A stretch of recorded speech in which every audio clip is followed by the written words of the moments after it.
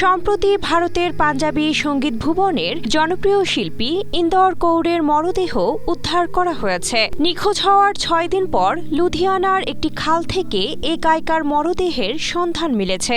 এর আগে তাকে অপহরণ করা হয়েছিল বলে জানা যায়। বিয়েতে রাজি না হওয়ায় গায়িকাকে খুন করেছে তার প্রেমিক। ইন্দরের মৃত্যুর ঘটনায় এরই মধ্যে চাঞ্চল্য সৃষ্টি হয়েছে পুরো ভারত জুড়ে।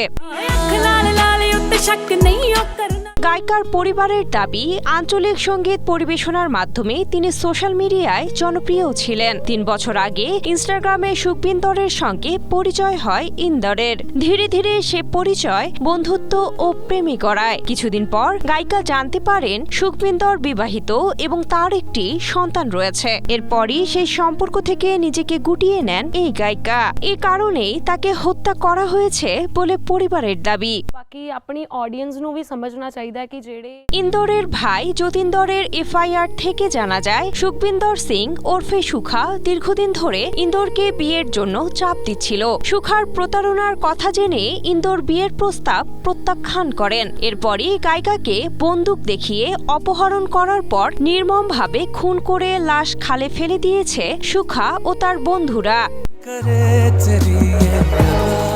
পুলিশের প্রাথমিক তদন্তে জানা যায়, হত্যাকাণ্ড ঘটানোর উদ্দেশ্য নিয়েই কানাডা থেকে সরাসরি ভারতে না আসে প্রথমে নেপালে আসেন সুখবিন্দর। দেশটির সীমান্ত পার হয়ে পাঞ্জাবে এসে নৃশংসভাবে খুন করেন ইন্দরকে।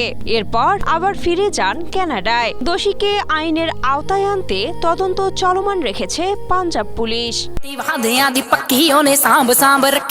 ইন্দর কৌর শুধু গায়িকা নন, তিনি একজন নামী মেকআপ আর্টিস্টও ছিলেন। তার অনাকাঙ্ক্ষিত মৃত্যুতে সামাজিক মাধ্যমে ন্যায় বিচারের দাবিতে সরব হয়েছেন অনেকেই।